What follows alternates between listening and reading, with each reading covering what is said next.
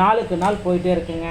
So ration பொருட்களை சரி வர பார்த்திங்கன்னா மக்களுக்கு வழங்கவில்லை. ஸோ தமிழகம் முழுவதும் ரேஷன் கடையில் வழங்கக்கூடிய பொருட்கள் சரியான முறையில் வழங்கப்படவில்லை, சரியான நேரத்துக்கு வழங்கப்படவில்லை அப்படின்ட்டு மக்கள் எல்லாமே குற்றச்சாட்டுதே இருக்காங்க.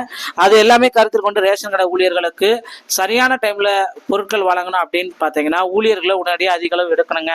ஸோ புதிய ஊழியர்களுடைய நியமனம் பார்த்தீங்கன்னா எப்போ நடக்கும் அப்படின்றது கேள்விக்குறியாக இருக்குது. ஸோ ஆல்ரெடி பார்த்தீங்கன்னா நேர்காணல் முடித்தவர்களுக்கு இன்னும் அப்பாயின்மெண்ட் ஆர்டர் கொடுக்கல. புதிய அப்பாயின்மெண்ட் ஆர்டர் பார்த்தீங்கன்னா முதற்கட்டமாக சென்னை, சேலம், கரூர்.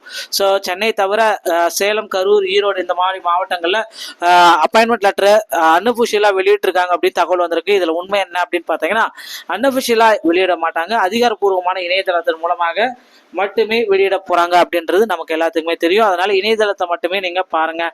மேலும் ரேஷன் கடையில் புதிய ஊழியர்களுடைய 2026 நியமனம் இன்னும் சில தினங்களில் அறிவிப்பு வர இருக்கு, பொறுத்து நம்ம பார்க்கலாம். வீடியோ உங்களுக்கு பிடித்திருக்கும் அப்படின்னு நான் நினைக்கிறேன். மீண்டும் ஒரு நல்ல தகவலோட நான் உங்களை சந்திக்கிறேன். நன்றி, வணக்கம், தேங்க்யூ.